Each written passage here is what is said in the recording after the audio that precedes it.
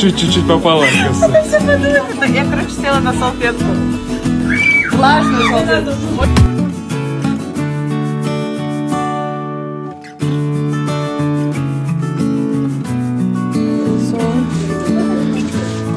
Көйнөккө келдим. Ушундайда мен 1-2 саат калганда зылдырып баштайм. Наябай сонун көйнөк алдым. Ушул аккаунтка кирсеңиздер, чынында сонун көйнөк сатыкка, анан прокатка бар.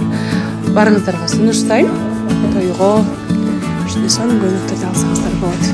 Бүгүн кечинде образымды күтүп отурам. Өзүм эчтик эле экем. Чай ичип алайын деп. Сүйүктүү Байгазан. Аябай чоң көрүнүп атканы менен аз эле эмес да, кичине эле жакындар үчүн эле.